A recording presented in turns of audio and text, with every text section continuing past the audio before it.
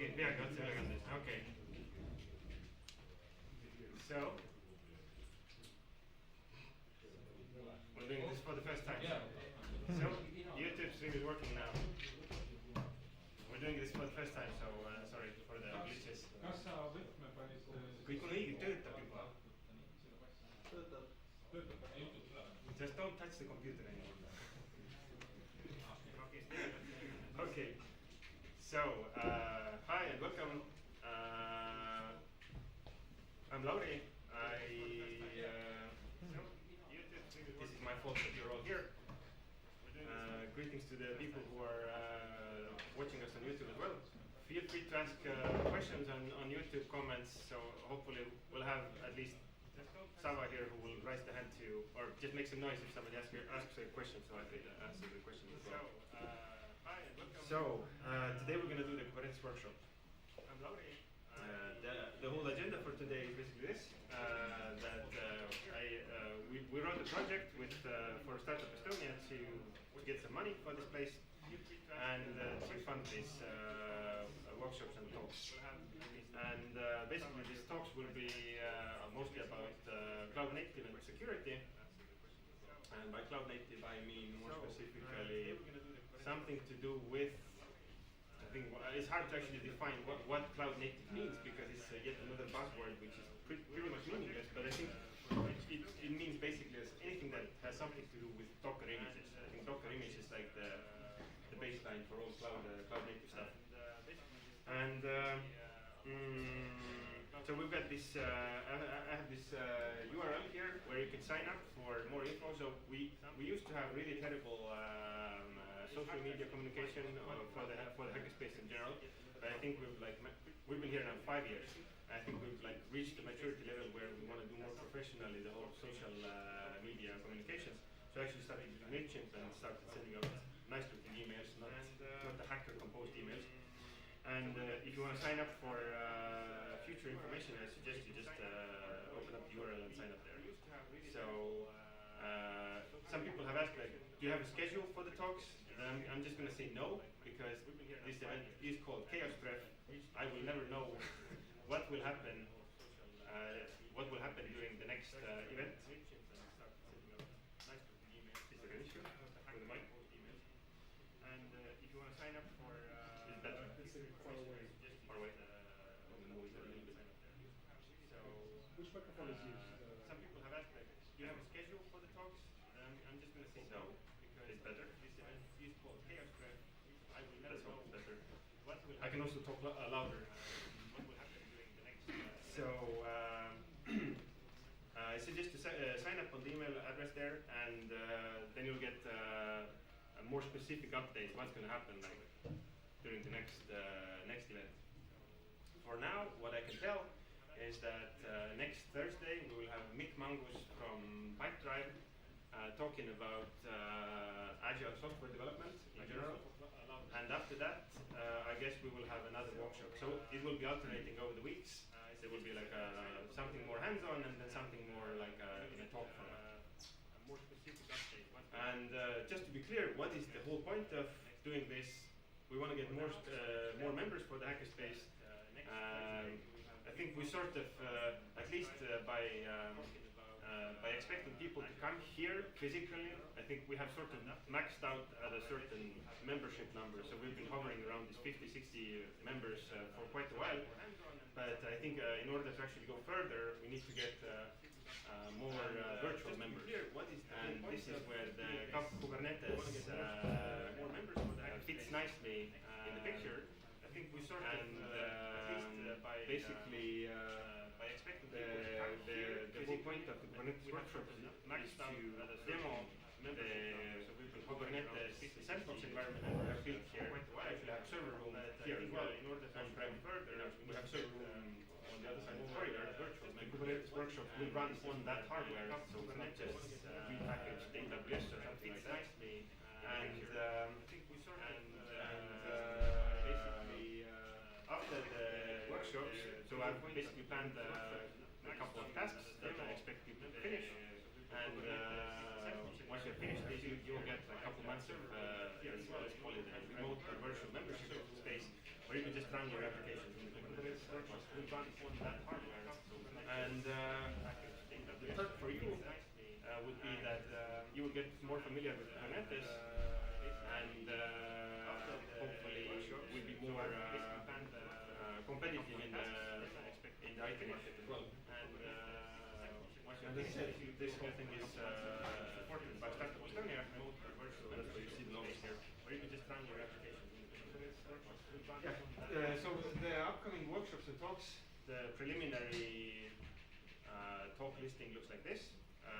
No dates specifically yet. We'll figure it out. And the goal of the current workshop basically is to get familiar with Kubernetes tooling and concepts. Also to distinguish the components that Kubernetes consists of. And I think one important aspect also is to understand who maintains the different parts. Like when you use the AWS Kubernetes service, which are the parts that are actually provided by AWS, what is the stuff that you need to install yourself on the cluster to actually make it usable? And also, like if you run the cluster yourself on prem, for example, what are the things that you need to take care of in such case? I think like we have actually Sander Kuusemets from Tartu University. He will come somewhere in March, I think, to talk about how it is to run Kubernetes cluster on-prem. So he will give you like a more in-depth look on that, like if you need to run Kubernetes on your own hardware. Then we will start a demo application in a Kubernetes cluster. So all of you would get like this hello world experience. And we'll take a look at some basic debugging skills, like how do you look at logs, how do you look at what is the pod state, etc. And I think one key point of this workshop as well is to remove these mental blocks. I think mental blocks are, for me as well, there were a lot of mental blocks, like, you know, the Kubernetes complexity looks quite overwhelming when you're doing it for the first time. So in many cases, what helped me at least was that, you know, explain it to me like a senior sysadmin. You know, Ingress is just, let's say, Nginx configuration generator. So a lot of old school stuff is actually just hidden behind these new labels. And if you just try to explain things differently, then all of this mysticism breaks down and everything becomes, I would say, quite more easily comprehensible. And in the end, we'll have pizzas, so wherever Erki is. Anyway, please somebody remind Erki to order pizzas, like now, when he comes back. Okay, so let's get started. So the Kubernetes cluster that we have here consists of one master node. In a Kubernetes setup, I think usually you will have more than one master node. Usually, I think for a high availability scenario, you would want to have 3 nodes. For the current lab setup, we just have 1 node, just to simplify stuff. And there are 4 worker nodes which are connected to the master. So in layman's terms, in our on-prem setup, all of these are VMs. So the master is just 1 VM. There's 4 VMs for the workers. And all of the green boxes basically are software components that are running on these nodes. So Kubernetes master runs, most importantly, etcd cluster. Etcd cluster is just a key value store. They again try to advertise themselves like as a replacement for the old school /etc, but that's not really, that explanation didn't really help me at all. etcd basically is just a key value store for JSON blobs. I think that's a better explanation, especially the way it is used in a Kubernetes cluster. And Kube API is a Go program that is a HTTP API program that is written in Go, which basically wraps the etcd. So it uses etcd as a database. Etcd doesn't have any concept of like access controls. etcd just has a I think it's just a username password login, but Kube API is the one that builds on top of this a decent access control system, so you can have like user groups and distinguish who can access which resources and so forth. And Kubernetes master also hosts core DNS. Core DNS is used to serve the cluster internal DNS. So whenever the software that is running inside your Kubernetes cluster, everything inside that cluster has internal DNS names. They usually end in .cluster.local. So core DNS is the piece that serves these DNS records. And this DNS server will be available for all of your workloads as well. On the Kubernetes master, there's also Kube Scheduler. That is a program which basically observes the so-called deployments. I'm going to explain the deployments in a second as well. And it will place them on the workers. So it's the piece that basically figures out where it can place a specific pod. So it has to consider how much memory it needs, how much hard disk it needs, how much CPU, etc. So this is the piece that runs on the master, and it figures out where to place them. And on every worker node, most important piece is the kubelet. Kubelet is the program. Again, most of the stuff is written in Go. Kubelet is written in Go. Kube API is written in Go. Core DNS, I think even etcd is written in Go. So one of the things that what you notice everywhere is that most of the cloud native stuff is written in Go. And Kubelet is the piece that runs on every worker node. It connects to Kube API, and it basically gets, I think in layman's terms, it gets a listing of pods that it should run. And then it will start those pods on itself. And pod, of course, is just a fancy word for a Docker container. But now comes the difference between Kubernetes and Docker. You will have multiple worker nodes. So with Docker, you're essentially confined to one box. Even with Docker Compose, you're confined to one box. But Kubernetes solves the problem of running the Docker containers on multiple worker nodes. So you can run more workloads, but also you can have them running in a highly available fashion. And it simplifies a lot of the stuff that would otherwise be very complex. By the way, if you're asking like, well, I can use Docker Swarm. Yeah, Docker Swarm exists still, but Docker Swarm is basically deprecated. So I think Docker Swarm will go away eventually soon. And on the worker node, there's of course the container runtime. And by the way, Docker is not the only container runtime. In the cluster that we're going to be using, I use actually this CRIO. And CRIO is what is container runtime interface, whatever, open source probably something.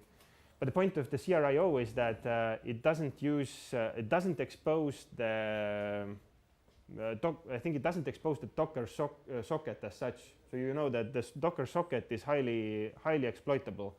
Basically, whenever you can breach a machine that runs Docker containers, once you get to the Docker socket, you can always start a container with root permissions and mount everything from the host, and then you have owned the machine basically. So the whole point of the CRIO was to have like a replacement that wouldn't be that much exploitable.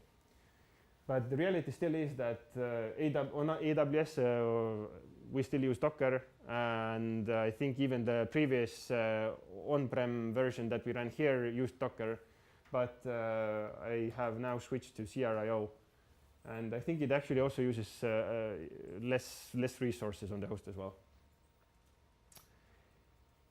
So any questions so far? I hope the level of the talk is applicable to most of you. But I mean, like, all good? And the tools that you will be using, we'll use Kubernetes Lens and kubectl. These are the programs which also talk to the Kube API. I have exposed the Kube API on the public internet. We can have a lengthy discussion whether it's a good idea or not. Probably it's not a good idea. But to make life easier, it's on the public internet. Otherwise, you would need to have VPN to access the endpoint to talk to the Kubernetes API. And you will use the kubectl to create new resources in the etcd cluster, which will basically be just, yes, you will be writing YAML manifests, but the YAML is interchangeable with JSON, so the kubectl will internally convert the YAML into JSON, and it will submit it to Kube API.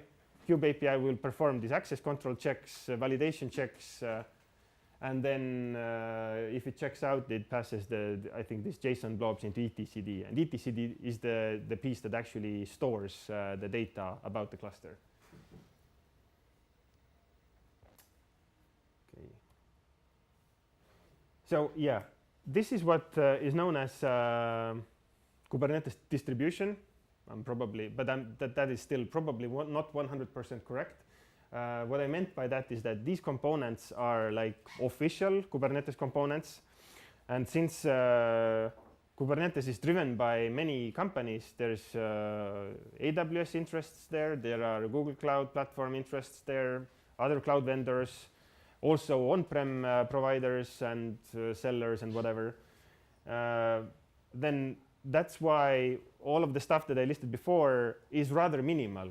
It doesn't solve the question of how do the IP address get assigned to the pods, how does the networking even work between the workers. Like, it doesn't specify any of that. And that's why lots of the stuff is actually, let's call it pluggable. Well, I would say that in microservice world, plugins do not really exist. It's just a way to delegate stuff.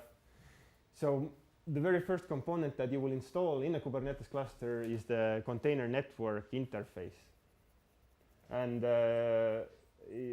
you'll basically have to pick an implementation for the overlay network. And overlay network is that enables the pods to talk to each other and also to talk to the master, I think. But talking to the master there's multiple ways to do that. But let's say to make pods talk to each other, you need to have some sort of network overlay, which means that basically the pods will have, each pod will have their own IP address, and they need to be able to talk to each other across different worker nodes as well. And the container network interface is you will need to pick an implementation for that. So again, if you're on AWS, the default option that they will offer is the AWS VPC CNI or whatever, which means that it integrates fully with AWS's subnet definitions that you have configured there. But for example, on AWS, there's some interesting constraints there. Depending on the EC2 instance size, you will actually have a limit of how many IP addresses you can use per worker node, which means that this directly correlates with how many pods you can start on a worker node, and that number is not very small, is not very big. So I think at least once I have bumped into this issue that you can have like 16 pods on one worker, but the worker is actually underutilized. So that would be one case where you might want to actually replace the AWS CNI with something else, and Calico is one of those options. If you're running stuff on-prem, like we do here, then you can't use, of course, AWS's infra. And Calico is actually one of many options how you can do overlay network between the worker nodes. So yes, Calico is what I've installed in this cluster as well. And that's the one that it basically uses VXLANs to tunnel the traffic between the workers. And inside the VXLAN, you will have a whole different subnet dedicated for pods. So pods will get IP addresses assigned from these slices. And of course, you will have a slice of the subnet per worker. So I think it's something like /20 represents like a worker, and then pods will be assigned an IP address from that slice. But the actual subnet is bigger. The actual subnet is like /16 or something like that.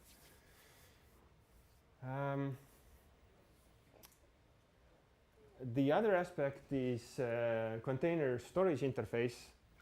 So I think one of the key aspects of cloud native is that you do not use local file system, because local file system inherently is not scalable, and you cannot. I mean, file systems were never actually designed to work across multiple machines. So yes, you can use NFS. I think AWS provides what is called EFS. EFS is AWS's wrapped NFS server. Yes, you can do the old school infra and then mount these folders to all of the workers and then just ignore the whole reality that you shouldn't do that in a cloud native world. So cloud native, in my opinion, cloud native means that you always use remote storage systems. This means that you would use S3, you would use SQL databases, you would use object storage like let's call it NoSQL databases like Mongo. You would use like Redis, Memcache, whatever, something that goes over the network, because you don't want to be bothered by figuring out where the stuff gets stored and what do you do if it crashes and burns. And but still, there are lots of use cases where you will need a classical file system or block storage.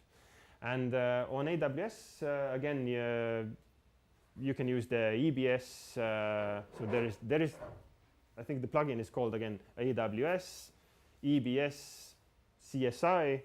So this enables you to use EBS volumes inside the Kubernetes cluster and attach them to a pod. So that's how it works in AWS. If you do it on-prem, then you've got lots of options that sometimes work and sometimes don't work that well.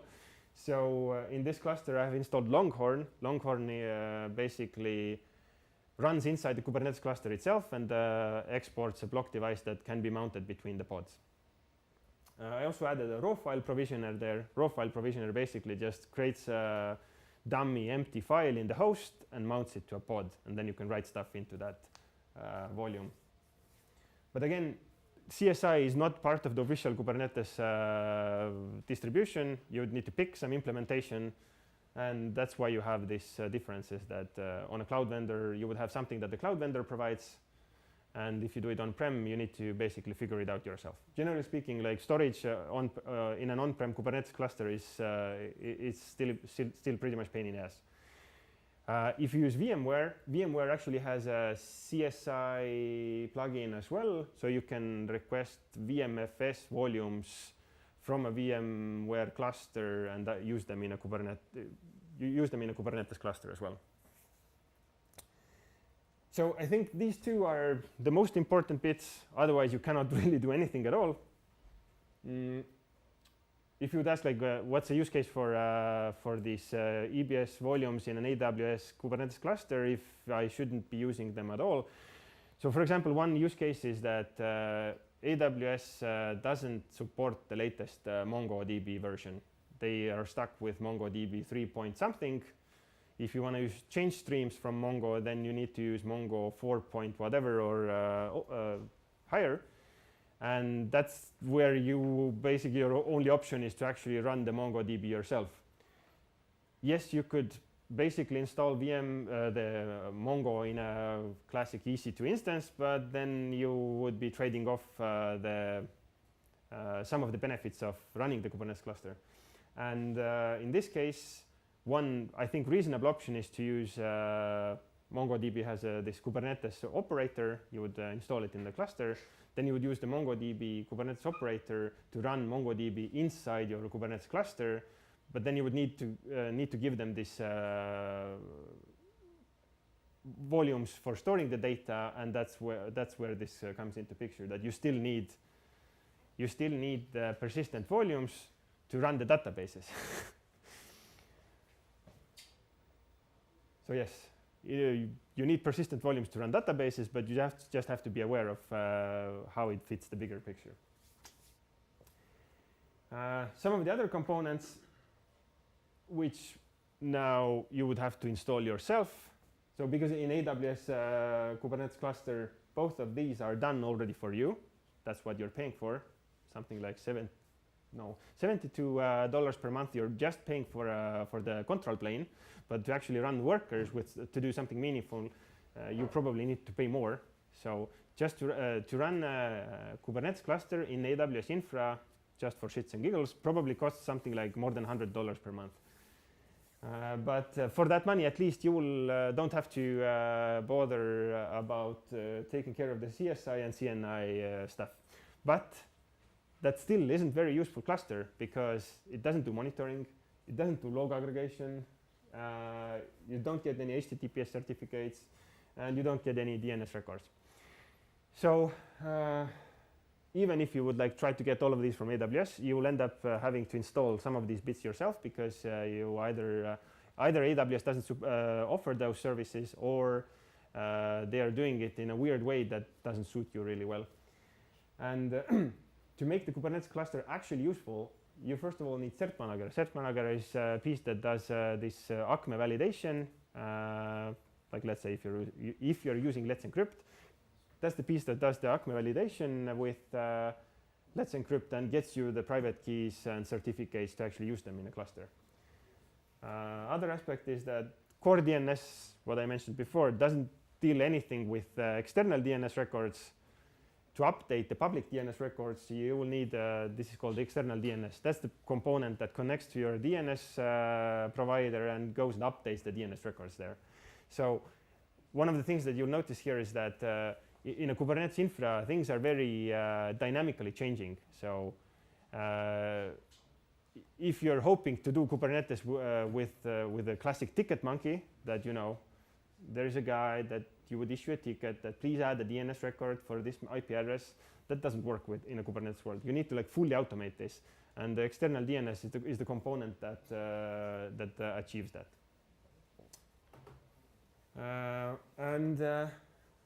Again, to make the Kubernetes cluster useful, you would need monitoring.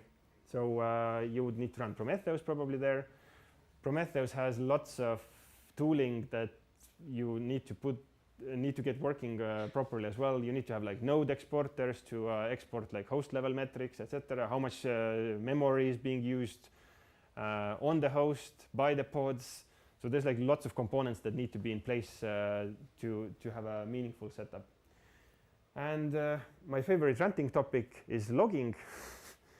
So you of course want to have logging in the cluster. Yes, you can put Elasticsearch and Filebeat and Kibana there, but the last time I tried that, it used up 10 gigs of memory.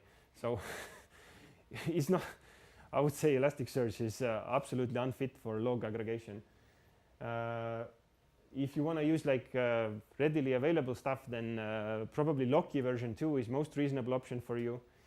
So get the Loki 2 running. But in this cluster, we actually have a homemade alternative. So we just basically got drunk and wrote something, and it works surprisingly well. I mean, once I got it working, I haven't touched it afterwards. So it's basically 500 lines of Python that ships the logs into a MongoDB database, and then there's probably 500 lines of Node.js code that streams the logs from the MongoDB and where you can filter. And it works surprisingly well. It hasn't with Elasticsearch. What always happened was that the index rotation somehow fails. It fills up the persistent volumes, and then it crashes, and then you need to go to revive it again. But I don't wanna. I never wanna touch Elasticsearch again.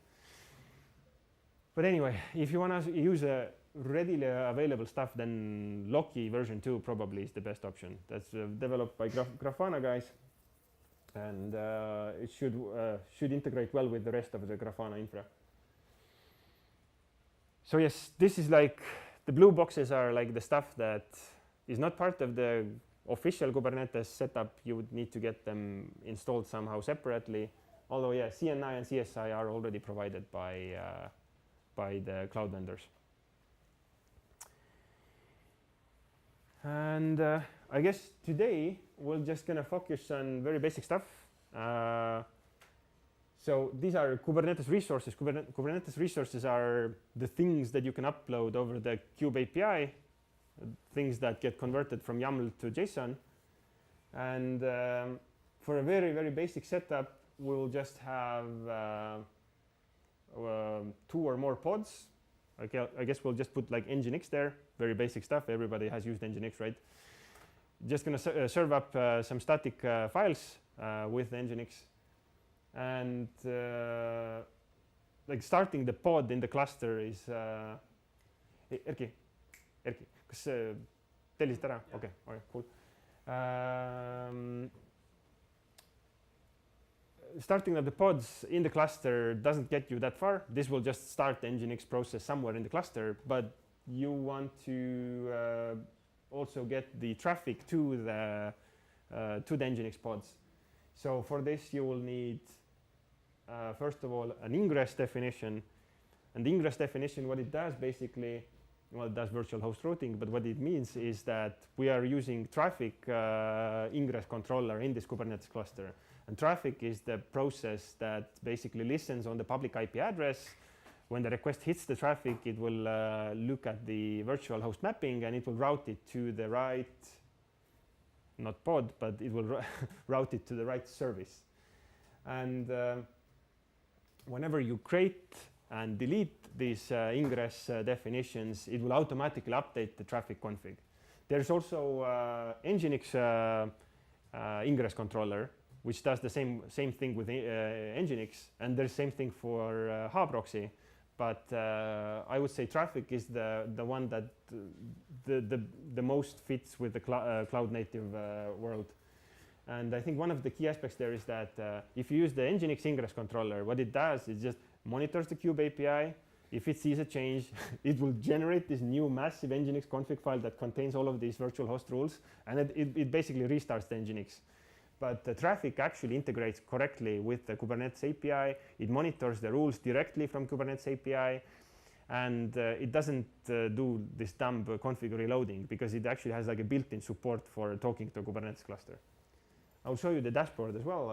You can see how it picks up the rules from the Kubernetes cluster.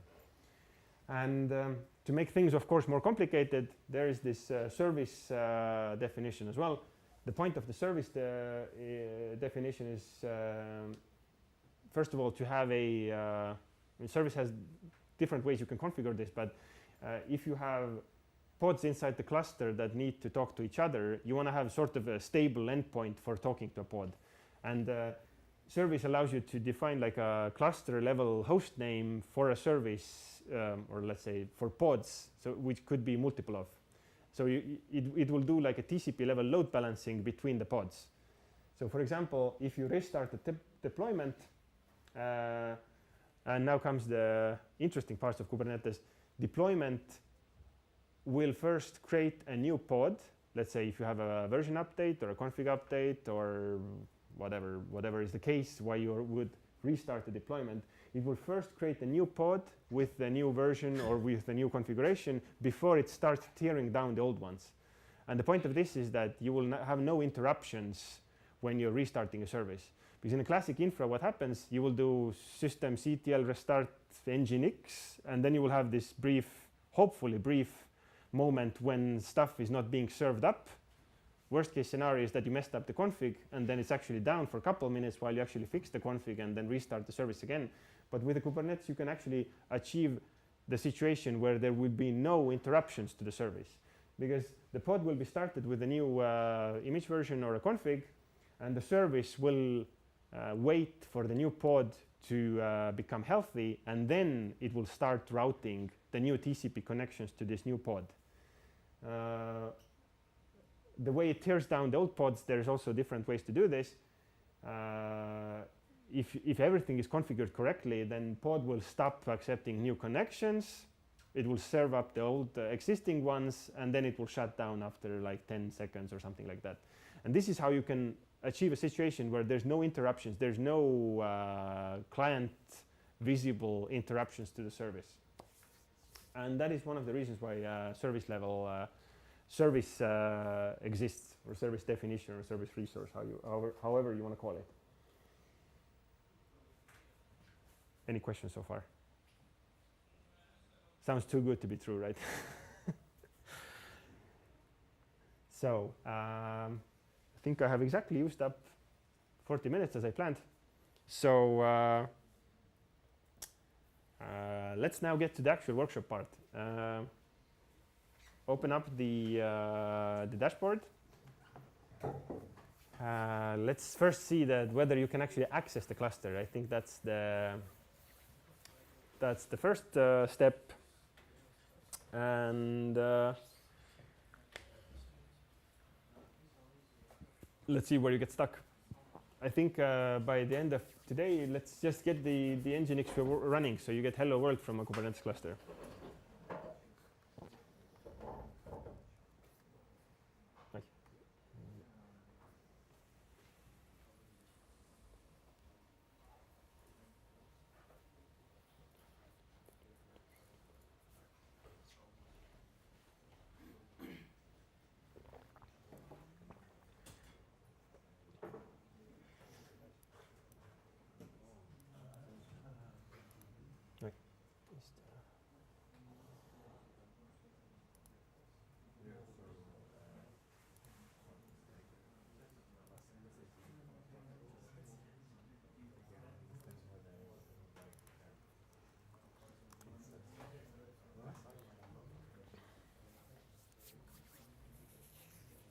Okay, let me ask this way. Is there anyone who can't access the dashboard?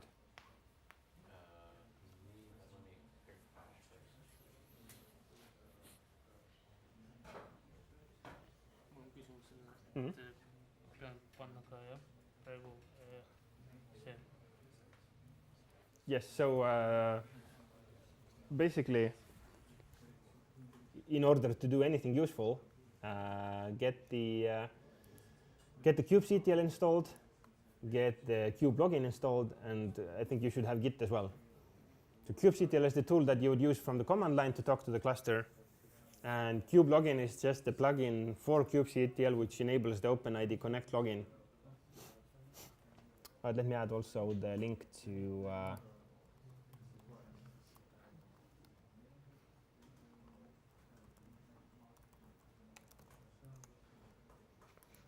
if you want to have a graphical UI, then this is also a good option. Let me put link here.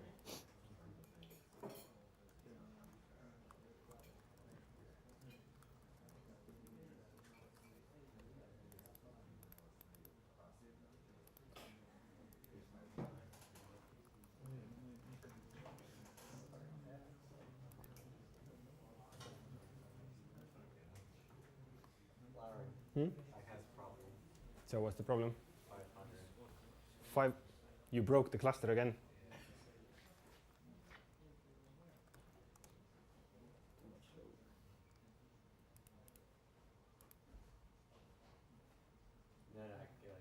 Dashboard.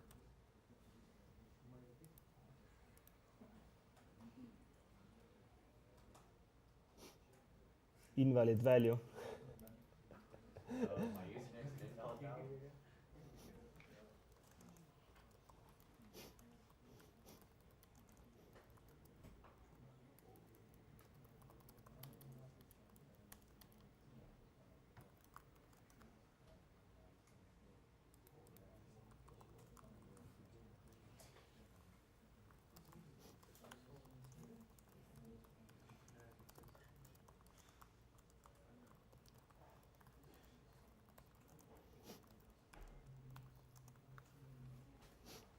No, there's a problem with no. That hopefully doesn't concern most of you, because at least there's now people showing up here.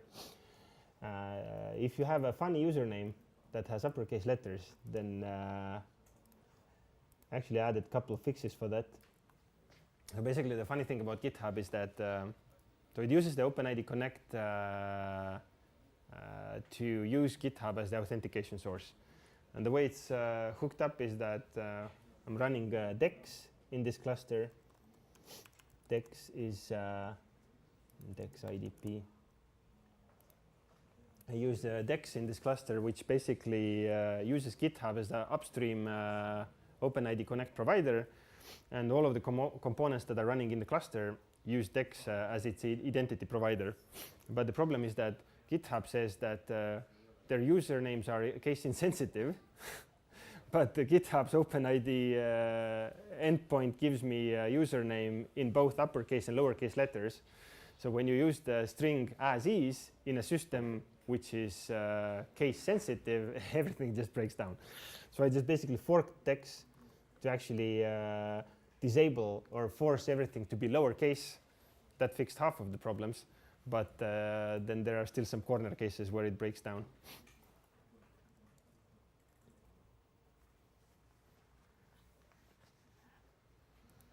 So yeah, if you get 500, then let me know. That's probably related to the same uppercase, lowercase issue. mul on vist vaja hääldada mind. Okay. Kitar.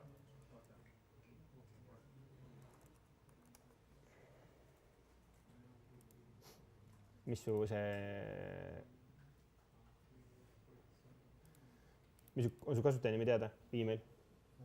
Kasutanimi Roland. Kuidas? Roland jah, Saks. Nii. So yeah, the access control works by having you as the member of the organization. Otherwise, I would have random people logging to the Kubernetes cluster. So basically, if you signed up for the workshops and talks in the form that was sent out last week, you should have invitation in the mailbox. There's at least 22 people here, or 21 people who haven't accepted the invite. And if you haven't accepted, then check out your mailbox. There should be invite from GitHub.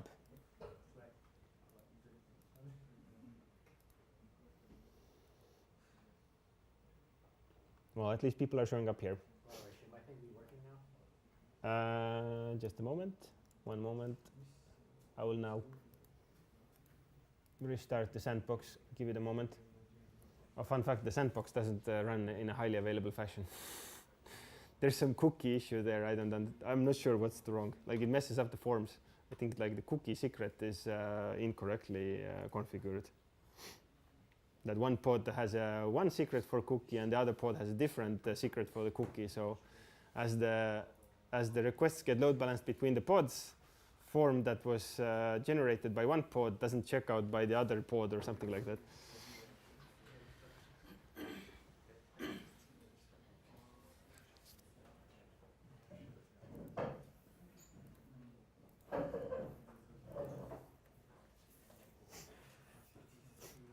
But yeah, if everything works for you, I suggest you also check out, install Kubernetes Lens. This is what I'm running here. It's just basically a GUI for Kubernetes. And I think it's helpful when you start with Kubernetes because you can just browse around whatever is in the cluster. Because in the beginning, you don't know even what exists in the cluster. And it also has some nice graphical indications of, if something is not working or if something is broken. Like it shows like the pod statuses here and whatever. Do you have subscription key? No, we just use whatever. How does it show in the UI? They have started asking money very aggressively lately, but I think there's a button here. I'm pretty sure that. Don't you have another button there? Skip something. Well, you can start the 30-day free trial. But the 30-day free trial, it wasn't there like a couple weeks ago. So I think people started using it a lot, and then they realized that they can start asking money for this. But by the way, there's an open source fork of the same project. So basically, the Kubernetes Lens source code is not, it's still open source. And I think some people forked the repo and rebuilt it from scratch. I think it's called Open Lens, if I remember correctly. And if they piss off too many people, then for sure there will be an open source fork of the same thing.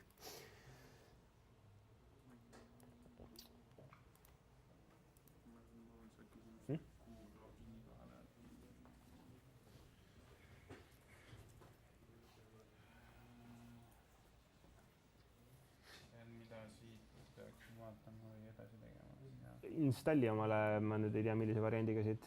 See on Windows. No,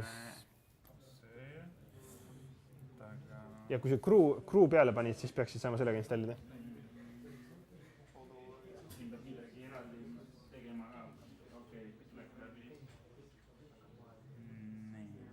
Already installed, okei, eks tuleks läbi.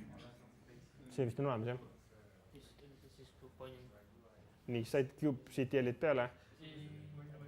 Okei. kohe vaatame edasi, vaatame, is anyone stuck somewhere? Anything on YouTube?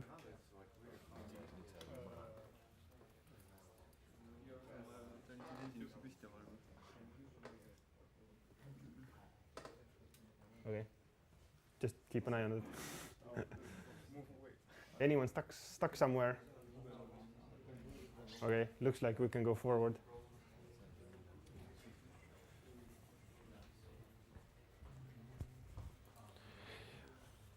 Okay, looks like most of you have managed to get at least the dashboard open and created the sandbox. So, so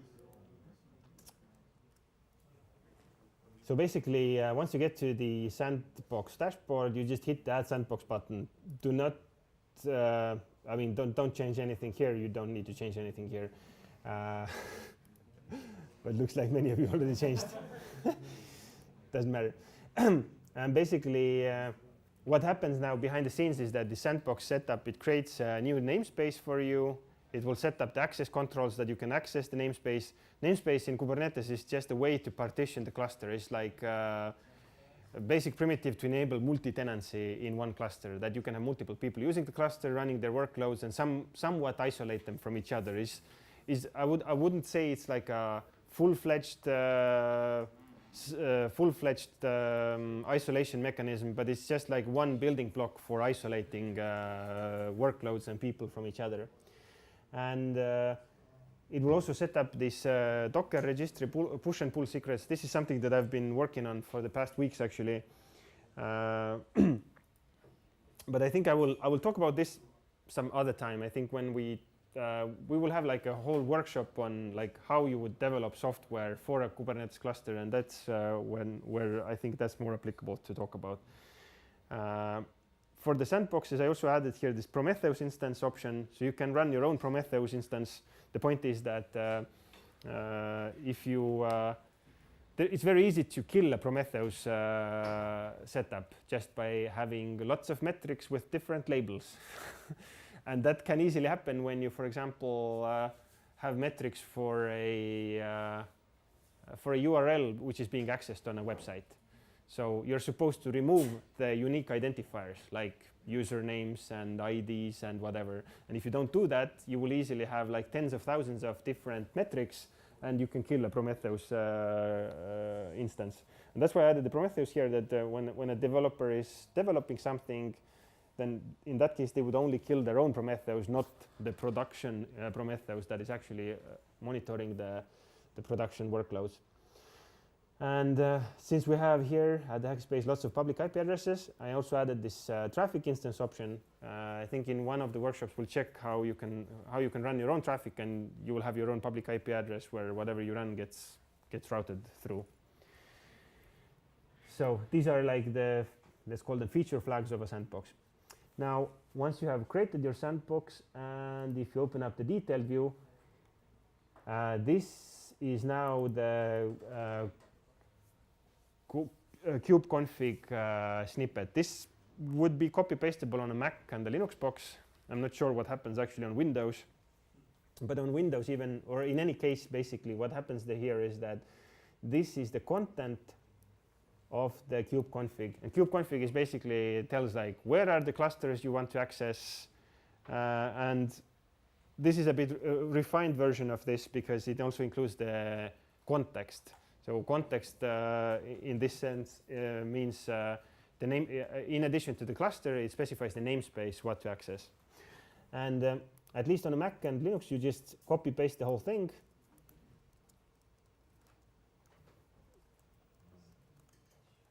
And it will do everything. It will put the content into the right place without mangling the existing contents of kubeconfig. So like, let's say if you have a work cluster configured already on your laptop, if you run this, it should be safe. It should not mangle the configuration that you have there. And after this, you can actually start running these kubectl commands. So when you run it for the first time, it actually jumps to the SSO page and asks you like Kubernetes something something wants to use your account, blah blah blah. That's the OpenID Connect SSO part. and then it would redirect back to, well, it will actually shut down the website because the kubectl is still a command line utility. And yeah, if you run some esoteric setup where you have, at least there's always some weird guy who runs this, what's called this very secure OS with virtual blah. The what? Nix? Or this kubesos? Yeah, kubesos was that. Then that doesn't work.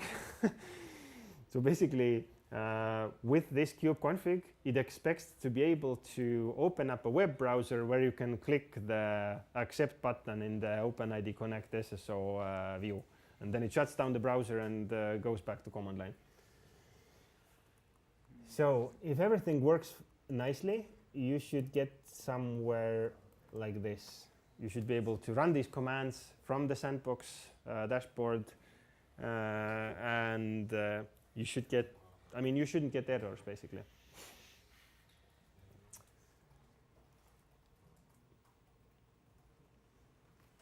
So yeah, just again to clarify, this is not part of any standard Kubernetes setup. This is something that I've built myself, mainly just to simplify all of this. Otherwise, like, getting access to Kubernetes cluster is probably like a very lengthy and painful process because you don't know half of the things. But I think I tried to dumb it down as much as I could, and I think this is like a reasonable effort to access a Kubernetes cluster. And also, all of the links are here as well. So, can you at least run this? Okay, the apply command will need a sample manifest, which we're going to take a look at in a second. But can you run at least get deployments and get stateful sets, and I think there's more commands here. Get pods. Like if you instantiated this Prometheus, then you should see the Prometheus pod in the kubectl output.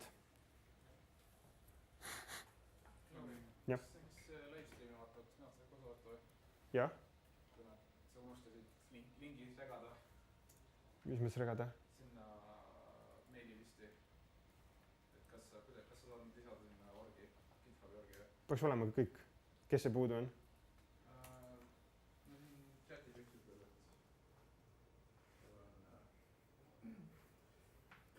teda ei ole nagu seal, ta ei sai nagu teinud ennast. Mis kasutaja nimi?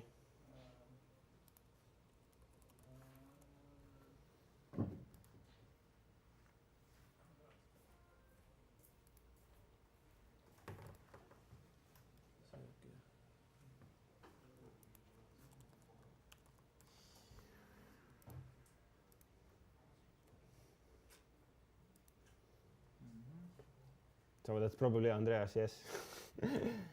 Andreas, you need to look into your mailbox. So I figured out why Kubernetes, how to get the free ones. You got to go to the subscriptions page, and at the very bottom, in that long, really tiny text, it says, "I'm a hobbyist or student." Okay.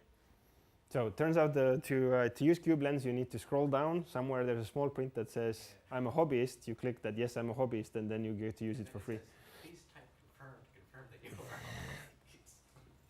So they really want to get your money, basically.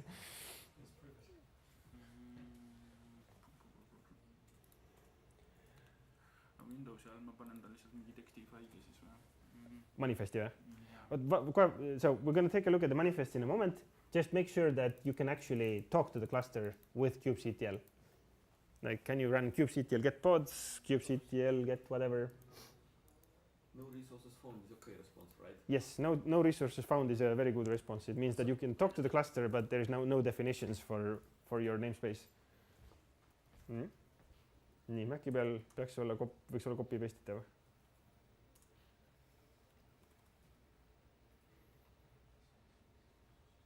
Võta siit see järgmine, see esimese jaoks on faili vaja. Nii. See on see, su OpenID Connecti plugin on installimata. Milline? See OpenID Connect plugin. Unable to connect on Cube login. Okay. This one. So if you get some obscure errors about OpenID, OIDC or whatever, this means that this Cube plugin is not installed. Anyone else having some issues? Your issue is context in the actual ecosystem of this.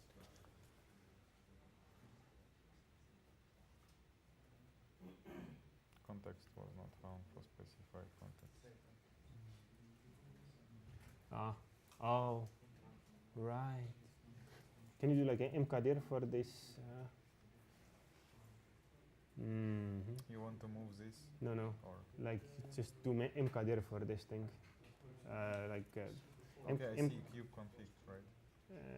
Just mkdir.cube.kube. Yeah, that's it. And try again pasting this thing.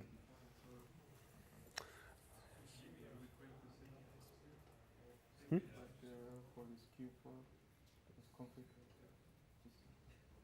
Okay, looks like a very common issue, which again I didn't think about, is that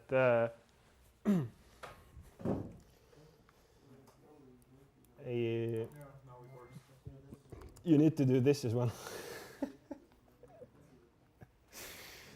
That little corner case. Veel üks username. Cool. Okay.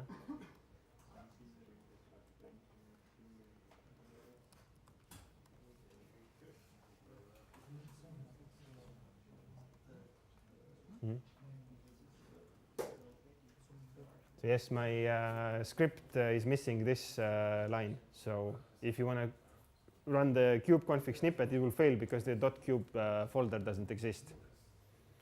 mul on ta tehtud, aga ta Windowsi ei jookse ikka. Mis sul viga on? mis sul Switch või idee? On ju praegu siiamaani. see ilmselt Windowsi peal, ma kahtlen, et on üldse copy paste itav. Ühesõnaga sinna kodukataloogi, mis siis eeldatavasti on see, kas see on see VSL või? Ei ole? See on command prompt lihtsalt. Okei. Kuhu ma panin kube. Jah, nii, jah. Näita, mis sul siin on. No ja tirr. Ühesõnaga siia, ma arvan, pead tegema config nimelise faili ja sinna sisse pane ainult see API configust kuni enne EOF-i. Nagu ainult need read nagu. Okay. So yeah, this snippet doesn't work on Windows, so you need to basically take the content of the config file and paste it to the right place. Huh? Just fuck Windows. kuidas seda pluginit saab selle crew ka installida? Jah, see oli ka variant. Sest mul oli crew plugin kuskilt mujalt. Mis toimub, kasutad Maci? Tööarvuti. This is blasphemy, Brit is using Mac. Holy shit, You know the old saying that every hardcore Linux user eventually switches to Mac. This is an excellent example of that.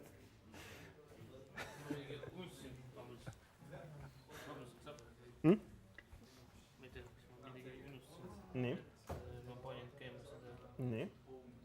old source file. Jah, kõik korras, väga hea. Okay, nice. Anyone else having some issues? All good?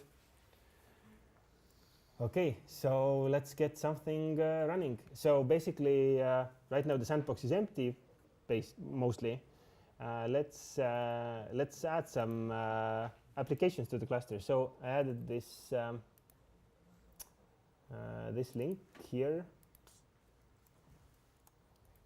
I think you can see it here as well where it is.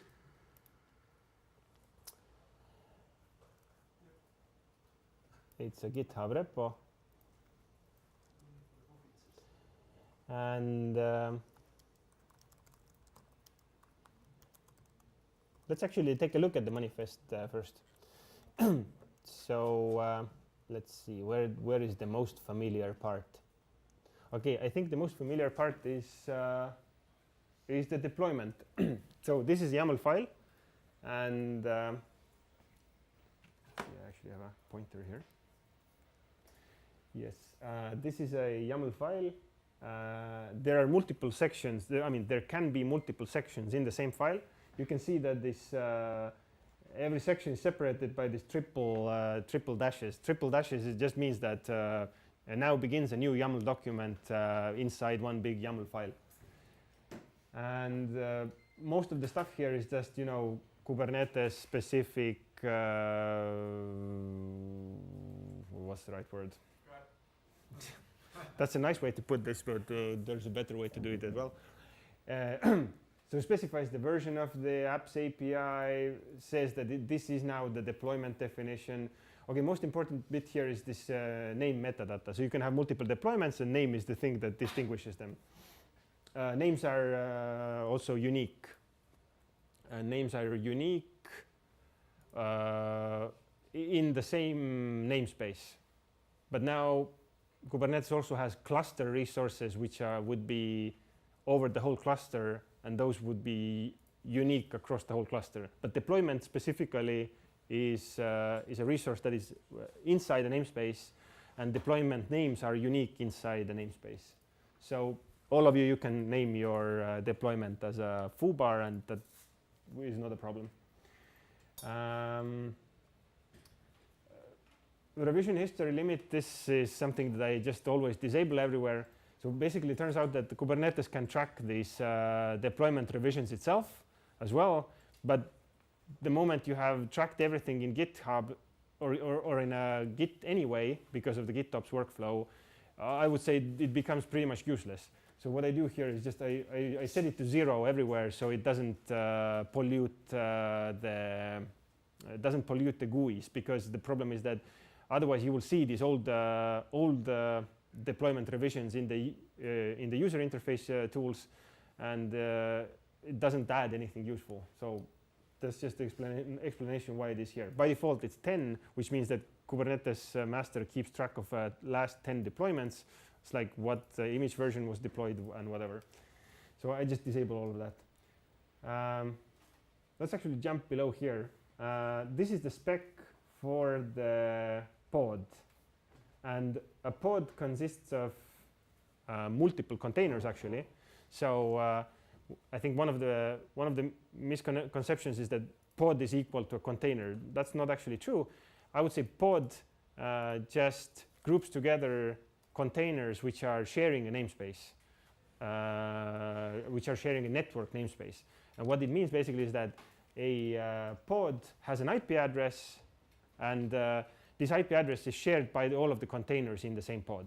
And this enables you to build stuff like having sidecar that does something else that adds functionality to the first container. And sidecar is like a whole long story. What is a sidecar in Kubernetes context? But basically, sidecar would be, let's say, if you run MySQL as the first container, and then you have some sort of other container that manages the MySQL, especially when you want to run a MySQL cluster. Yeah. Basically, log forwarding. No, if you run a separate container for log forwarding, then you're screwed anyway. Logging in Kubernetes, the way it works, the way it's intended to work, is that you write the logs to the hard disk, and actually you don't write them in the application. All of the logs go to standard output. Kubernetes runtime writes them to a log file, and the log shipper picks them up from the log files and ships them to the log aggregation system. Yes, there is like a different school which says that you should use a sidecar for logging, which means that then your application would be talking to this sidecar that sends out the logs. But then you have to deal with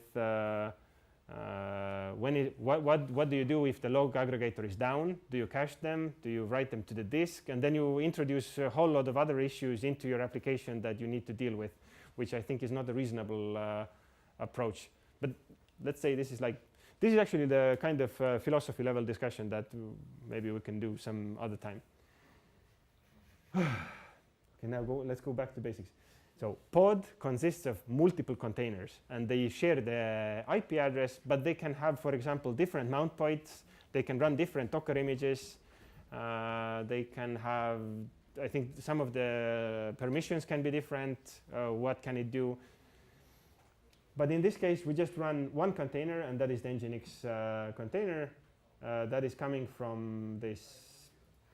That is the Docker Hub. Like if you just do Docker pull Nginx and this version, this actually gets translated to library/Nginx, and that actually gets translated to docker.io docker.io/library/Nginx. So there's this whole image normalization mechanism, which is very weirdly complex when it comes to Docker images. But yes, without slashes gets expanded to library/, and without the registry name gets expanded to docker.io and whatever you had there. So we've got some ports defined on the pod. The ports will be used by the service definitions, but also by the GUI components. So for example, when you're browsing in the UI here, okay, somebody's already running Nginx, then this port definition that was there shows up in the UI here. So you can click on it, and it will set up a port forward, and you can actually access the port on the pod. So so the port definition has many different many use cases why you put it here. But I think main things are to make it usable by the service definitions and to expose them in the graphical user interfaces. Then we've got this whole selector template magic here, which I would want to skip at the moment.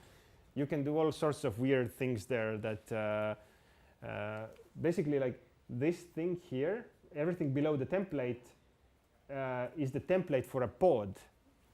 And the deployment will use the pod template to create the actual pods. So what we're going to apply here doesn't actually create any of the pods. It just tells the deployment controller that I want to have a pod like this, and then it will actually create the pods. And I think the last bit is the volume mounts here.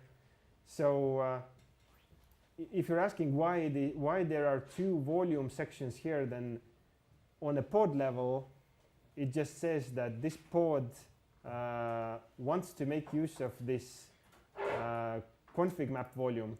Now I have to explain config maps as well. I'm going to take a look at the config map in a second.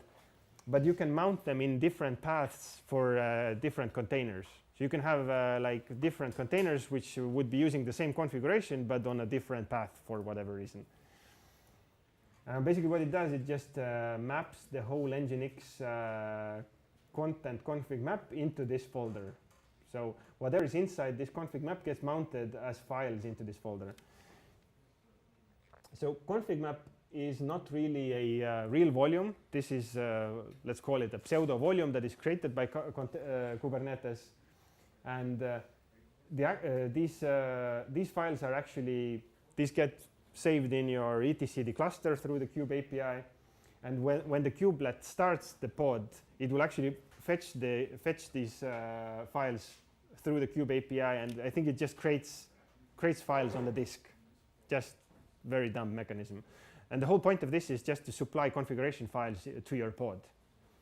So this is not where you would actually put HTML files.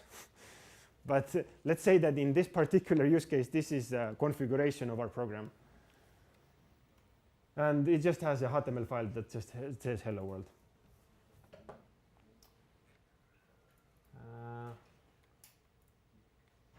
Okay, there are two more things to go, and then we can actually start it up. We've got the service definition, which basically says that we have a service called Nginx, and it selects the pod where the application label or app label is Nginx. That's where these selector labels actually come into play as well. Service will select the pods between which to load balance based on the labels of the pods. It just says that there's a port 80 on these pods between which it will do the load balancing. This is the TCP level load balancing, like inside the cluster. And the last piece of the magic is in ingress definition. Ingress definition basically tells the traffic that is listening on a public IP address, that please respond to this nginx whatever blah blah blah host name and route it to a service nginx on a port 80. So traffic will make a connection to the service. It will make a connection to service, which will then do load balancing based on this Kubernetes CNI, and it will end up in a pod.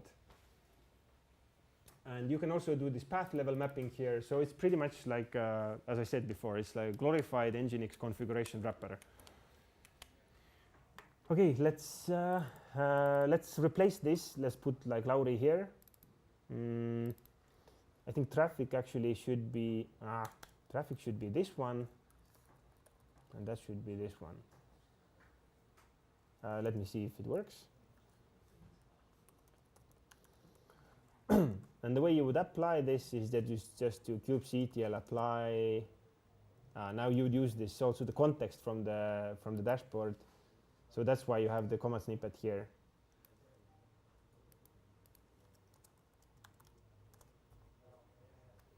It just tells you that yes, I have created a config map, I have created a deployment, I have created a service and an ingress rule.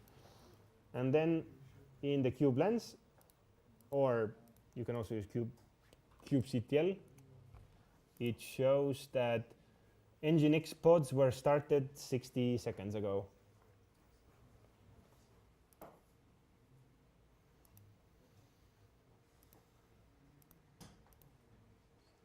And it works. So basically, try to get this running yourself. A few bits that I changed here was this ingress class and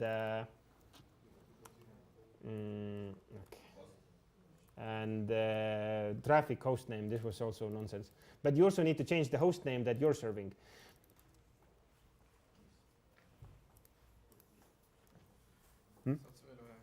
Veel. Kohe. Mis nii? Mingi militaarvennad? Juba on olemas. On olemas. Ma arvan, et peab acceptima selle invite'i sealt.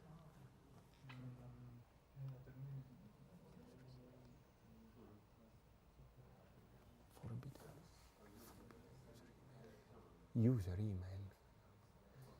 See näeb välja nagu see conf on kuidagi valesti.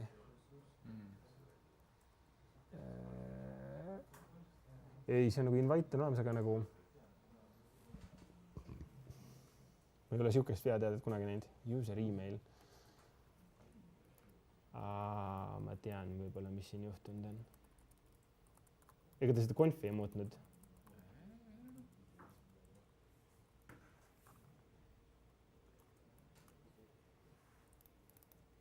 Just to be clear, you don't need to change anything in the kube config. Everything stays as is.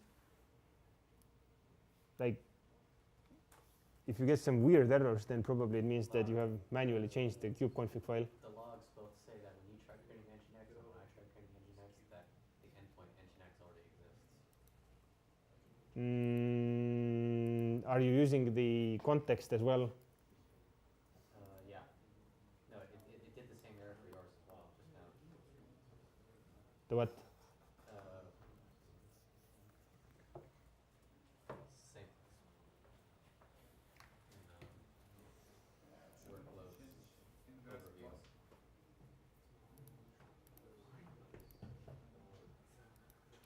Is it here? Where is it? But it's working, right? No. Yours or mine? Mine is working. Yours is working? Yes, mine is working. Mine does not. Yours doesn't. Why?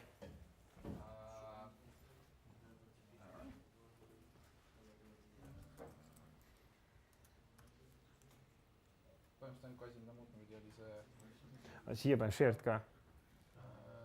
Ma pushin need välja ka. Ma pushin need uuendused ka. Ma pean seda pustada ära, jah. Ja, sinna pane oma mingi nimi asemele. Let me push the updates for this as well. All right, yes.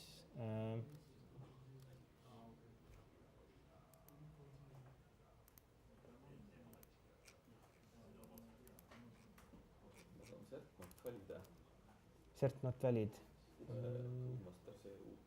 code mowers. muutsid, mis sa veel muutsid? OS on seda. Koht on õige, aga täpselt seesama, mis copy-paste tuli.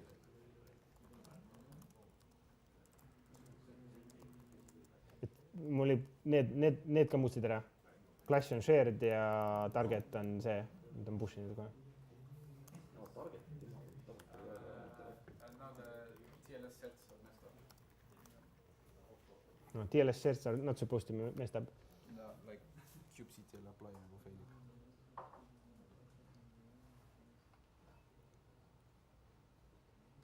See ei ole E, kus see E on?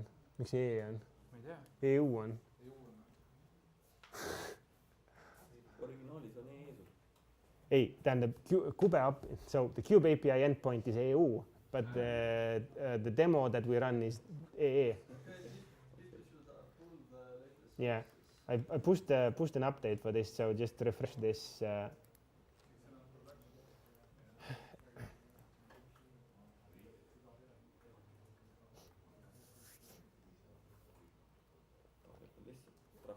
Yeah.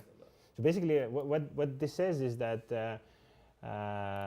this ingress class tells the ingress class tells, so you can have multiple traffic instances in the same cluster, and in the traffic configuration options, you have configured which ingress classes it should monitor, and the one that runs on the .ee domain. This is the one that has the string shared configured, which means that all of these lab setups that we do, those should have class shared, so it would be picked up by this traffic that I have configured. And this external DNS target tells which CNAME record to create for your application. So basically, this line would create a CNAME record nginx blah, blah, blah, which would point to traffic.codemowers.ee.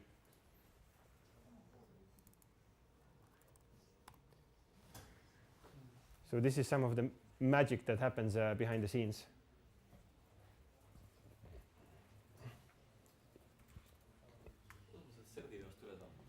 nii, vaatame, näita, mis sul selle konfis on.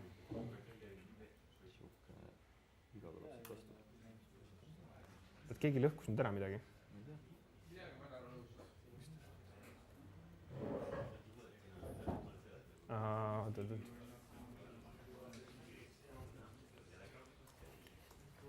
Somebody broke the cluster, right?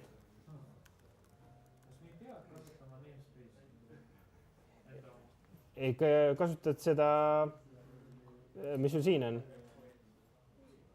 So whenever you apply config, use the context which is specified here. I bet now somebody used the one without the context and they messed up something, right?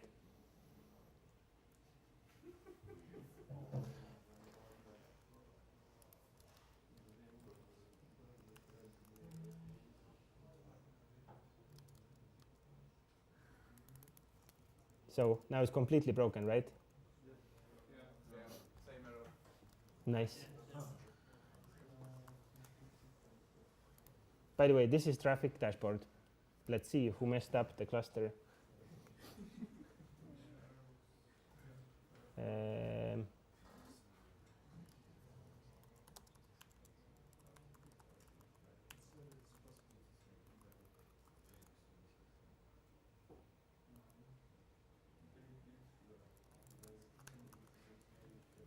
That is valid for what? How did you do that? And who did it?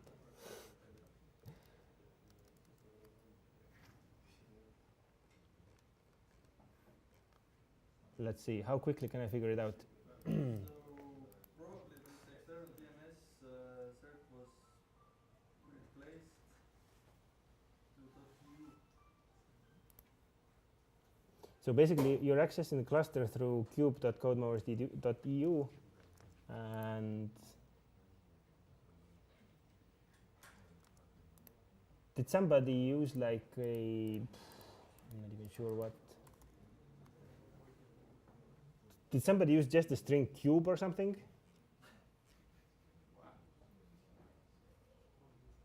No. Honestly, I'm not sure. What the heck?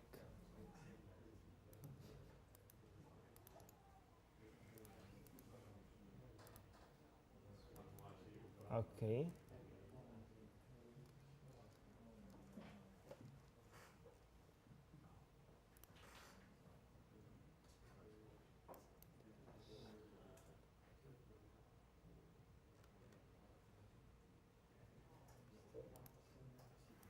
It's like demo effect to the max, right?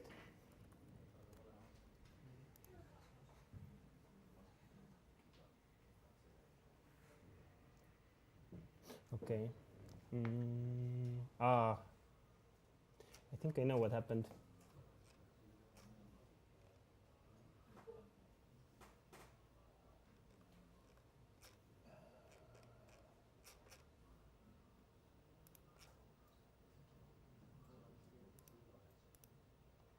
No, that doesn't explain.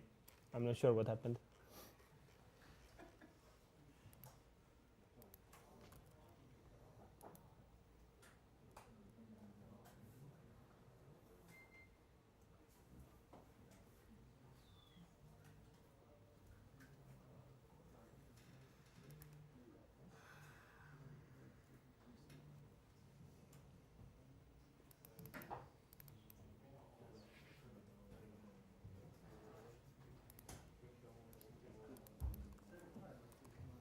But how about the pizza break? Is the pizza here? Can you ask Erki?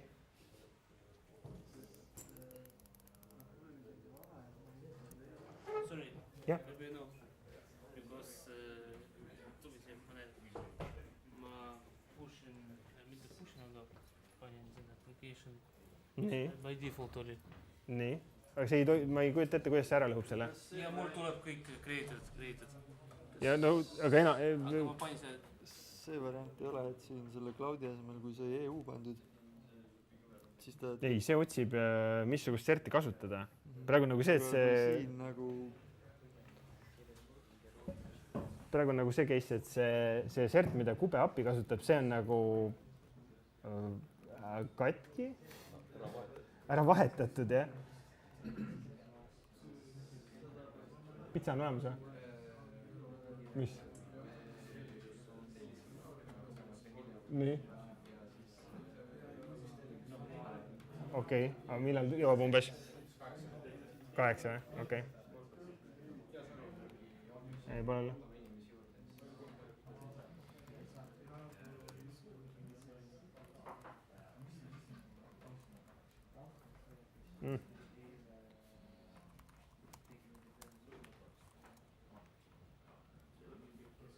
No kurat.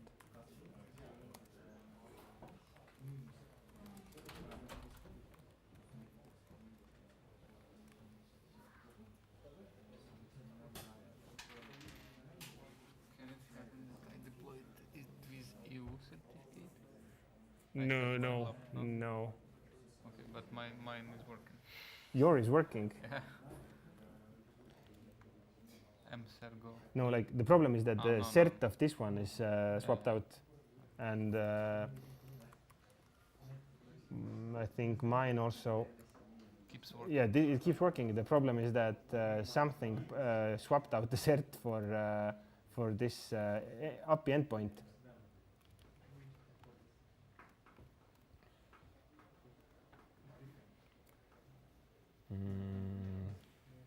Okay, I have an idea.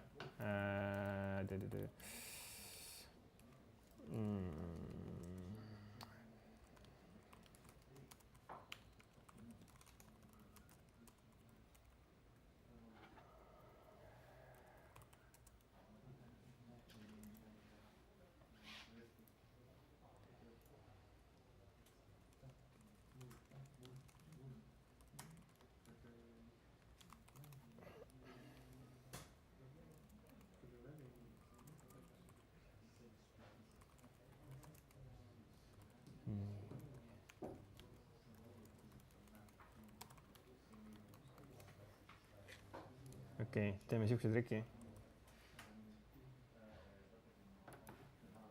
Please do not overwrite this.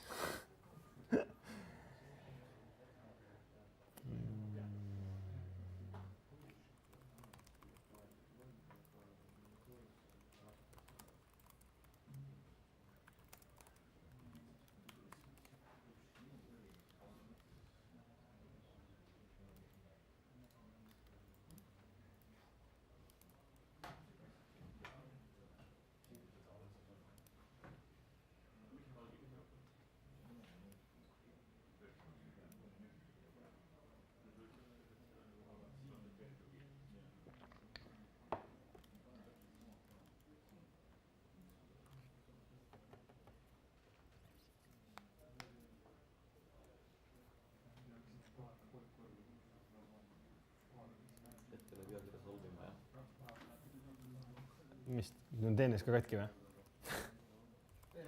Kubercode. Ah? Kubercode movers EU ei resolve'i. Päriselt või? Mis teete?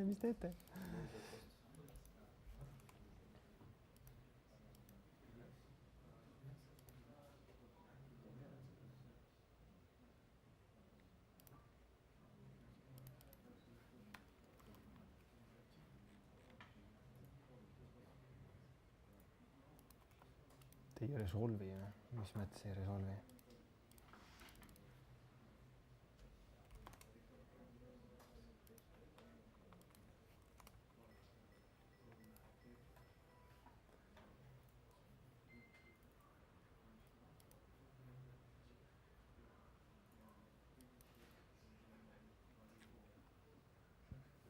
Nii, 221.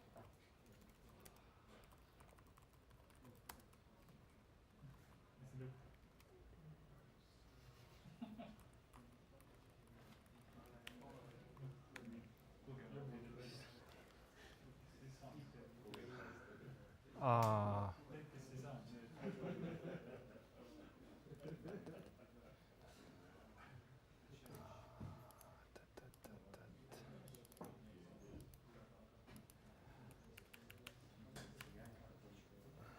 Oota, mitu traffikut meil siin üldse on? 2 tükki on vist.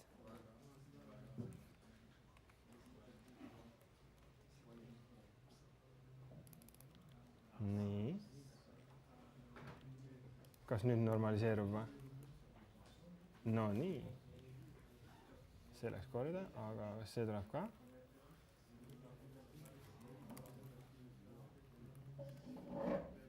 Okay, it's back. But what happened? Let me see. I think something mangled DNS record that was pointing where the where the API endpoint was pointing. But I think I actually caused it myself by making one change like a couple of minutes ago. At least curl is not complaining anymore. Okay, can you now access with kubectl? Yep. Okay.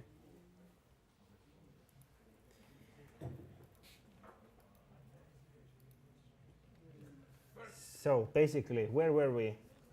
Get this Nginx lab running, get the hello world on your screen.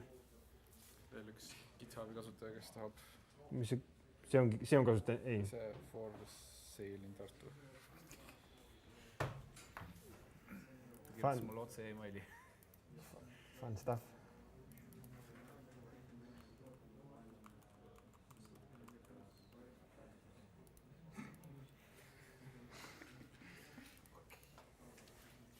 Ma olen paar sammu maas võib-olla seal. Nii, kaada. Ma olen seal konfi juures. Selle juures jah. Pa.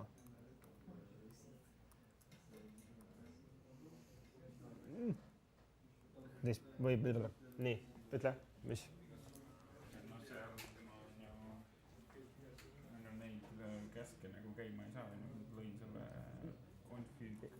Ei, kõigepealt sul on vaja kubeconfig paika saada, selle faili nimi ongi, vaata. Vaata, ta rename'ib kubeconfig. See sisu peab minema config nimelise faili sisse. Lihtsalt konfig? Jah. Nii. Ja, looks good. Nii, sa said käima ju? Ei. Sul võib-olla cache itud, proovi uuesti. Tegin maha. Nii, nüüd läheb. Tapsin ära. Jah. Käest küsin siis 7. Okei, nüüd lõpuks tuli. Okay. Yes. Nii, töötab, jäi. Jah, läks täitsa. No, saite tööle? Jah, kuidagi siin läbi ime.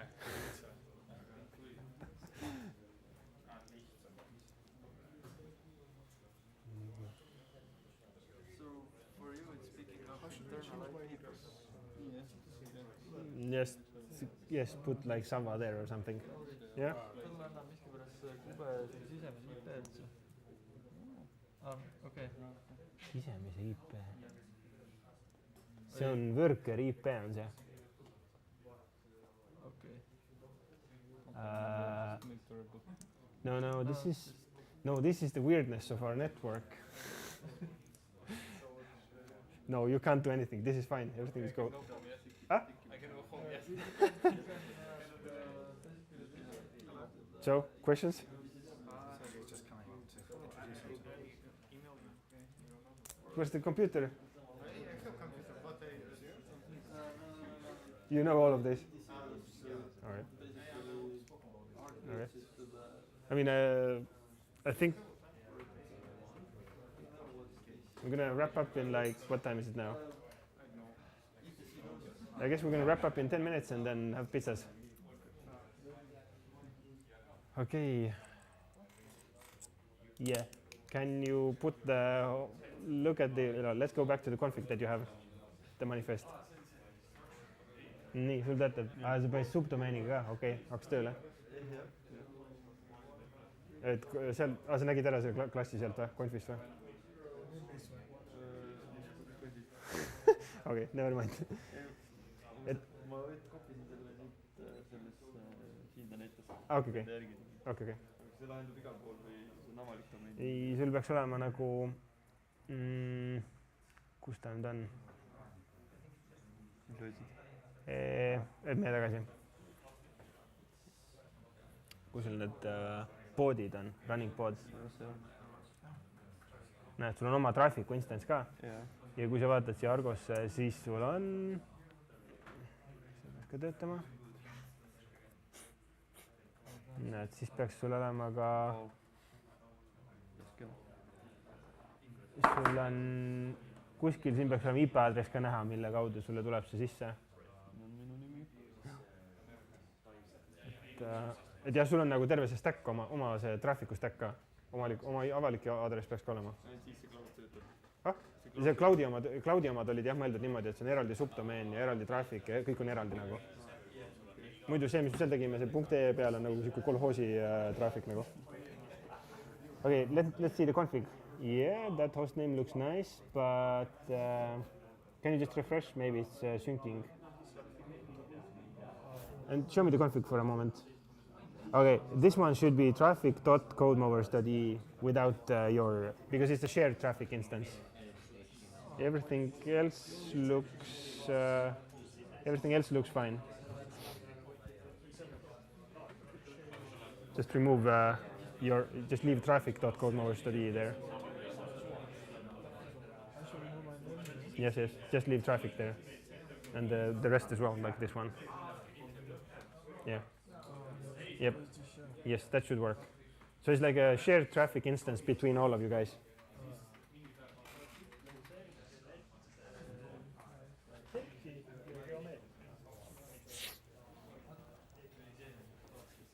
So, looks like most of you got it running. Just like to recap what we did, you can use Kubernetes Lens or get pod, kubectl get pods. Then you can see that the Nginx pods are running. They are probably running on different hosts, but not necessarily. We don't actually have any anti-affinity rules here. Anti-affinity rule means that pods should be scheduled on different hosts. So basically, the way the pods get scheduled by default is that based on how much resource is being used by the pods, and it doesn't guarantee any high availability in that sense. So yes, a more correct way, for example, in this scenario would be that you would have a pod anti-affinity rule that would use the host name as a key to make sure that the pods get scheduled on different hosts. So when I go to the server room and pull a cord on one of the servers, everything should keep running without any interruptions. The other aspect here is that you got the HTTPS certificate, so it checks out. You don't get any red padlocks. Right now it uses a wildcard cert. That's the way it is configured for the shared traffic. In the sandbox feature flags, we had this dedicated traffic instance. If you check that one, what it will do is that it will actually set up a new wildcard certificate for the subdomain, and it will start up a new traffic instance which will use that wildcard certificate. but don't do that at the moment, because we can easily max out the let's encrypt limits, and then I think you can do like 50 new certs per week. So if everybody does that, then you will max out these limits quickly. The other aspect is that let's see what happened on the DNS level. So on the DNS level, we have what did we have? Nginx, Lauri, Traffic, Code Mowers, EE. So is there a way to do what is it? How can you short minus short? Plus short. Okay, but that's not useful. Okay, let's just. Anyway, I use the dig command. Everybody knows dig command, right? So these annotations in the ingress rule, they create this CNAME record in the DNS server, which basically says that your application hostname is pointing to the hostname of the traffic. And since that is not the complete answer, it will also add the traffic record. So traffic actually has a public IP address, so it will put that one also in the answer. Basically, when you access the application's hostname, it will get resolved into the traffic's IP address. When we look at the traffic dashboard, so yeah, it's very confusing. This is now on the EU domain, right? And I think the links are in the dashboard as well. So just to demo a little bit the dashboard, this first traffic logo should point to, oh yes, it filters out also. It will filter out your stuff that is running inside your namespace. So it just put the string in the search bar here. And these are the rules that are now picked up by traffic from the Kubernetes API. So you should see all your applications here. If you remove the filter, you will see everyone else's as well. So we are sharing one traffic instance. So this is like one of the reasons why I like traffic as well. It has a nice dashboard where you can visually see stuff and debug stuff as well. I think it became particularly useful when we were doing canary at work. So we were like rewriting some components, and we wanted to route just a fraction of the traffic, like network traffic, into the new version that we had just written. And traffic has a first of all nice way to define this, that just send 1 out of 10 requests into the new pod. And it was very easy to see here in the dashboard what was configured or what was effective at the moment, and also the manifests where it was really nice to be able to describe this in a manifest, that I just want to have a fraction of the traffic being routed to a new version that I'm rewriting, just to make sure that I didn't make breaking changes in the code. Let's see, what else do we have here? One of the things that I didn't show is Argo. Argo is this squid logo here. You can click on it, you can log in, your SSO should work here. It should go directly to your namespace, and Argo is what we use for CD. So what Argo does basically, very basically, is it tracks a Git repo and applies the changes to the Kubernetes cluster. So I use Argo in this case to set up the supporting infra for the sandbox. So all of these Prometheus deployments are here, all the access controls that you need are here. The Nginx is not here because Nginx you have deployed separately. And like all of the supporting stuff is here. Also this secrets to access Docker registry later, which we will do in some later lab. But like I think in one of the labs in the future, what we're going to do is we're going to configure Argo to deploy some application from a Git repo. And then when you make a change in a Git repo, Argo will pick up the change and it will show the diff between what is checked into a Git repo and what is actually the reality in a Kubernetes cluster. So yes, Argo is like an implementation of a GitOps workflow. So something that allows you to keep Git source of truth in sync with what is actually deployed in the production. So it's like polling all the time and checking the difference. I think there's multiple ways. You can do it with webhooks as well. So GitHub will automatically post a webhook to Argo that hello, something was pushed. So it has lots of cool features. Is it similar with Jenkins? Yes. Jenkins is unholy abomination. Please stop using Jenkins. Okay, on board. Okay, it's So- just for So okay, okay, but let me try to form a actually constructive feedback. So Argo very specifically talks directly to the Kube API endpoint, and it will see what is actually deployed in the Kubernetes API, and it will do like a diff between the Git repo and what is in the Kubernetes cluster. So I would say Argo more specifically implements the kubectl apply step in your whatever classical. I mean, you can do the same thing with Jenkins, that your Jenkins pipeline has kubectl apply, and it will apply what was in the Git repo. But I think one of the major things you would be missing out in that case is cleaning up old resources. So what Argo does very nicely is that if you remove a definition in the Git repo, it will see that it has disappeared, and it will also try to remove it in the Kube API. So this is something that Argo was designed to do, let's say, and it's something that's probably very hard to replicate without Argo. But like generally speaking, you know, everybody's talking about GitOps, right? GitOps means that your reality is coming from a source of truth which is in a Git repo. But Ansible, for example, just implements half of that. It will apply the new changes, but let's say if you remove a declaration in Ansible manifest, it doesn't actually clean up anything in the target environment, right? Like let's say you have a Ansible snippet that creates a file with a specific content. If you remove that definition, that file still remains on the target system. This is known as a configuration drift, and this is something that you don't want to have in a system. And Argo with Kube API actually solves that, I would say, very big problem in the DevOps scene. That how do you prevent configuration drift, and how do you clean up all the stuff that you're not using anymore?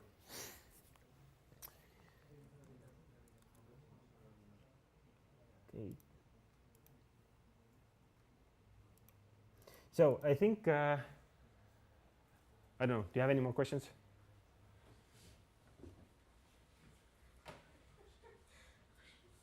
I hope this was like everybody understood what we did.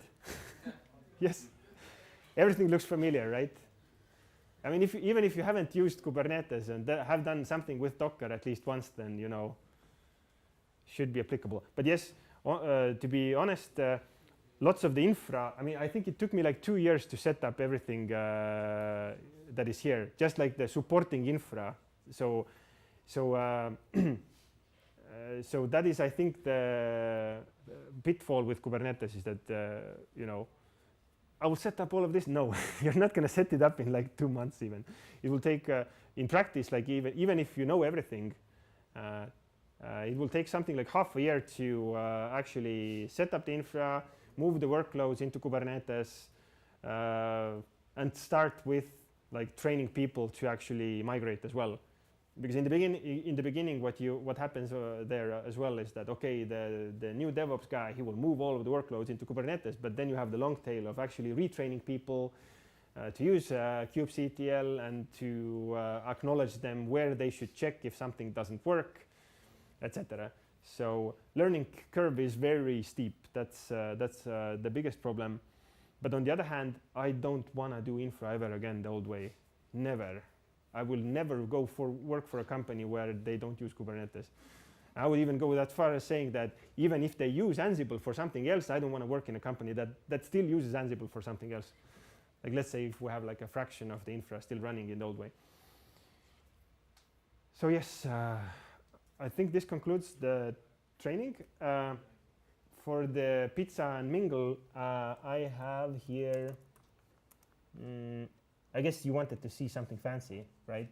I have this game 28 image. So if you, I think if you just replace.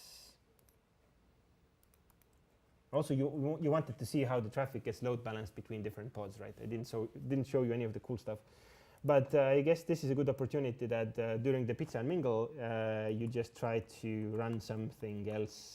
So like I think the game 28 2048 is on this is accessible at that address, and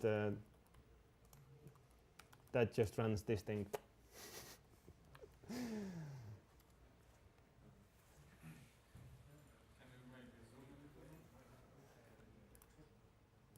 You mean what is the address? Yeah. There's a female. This.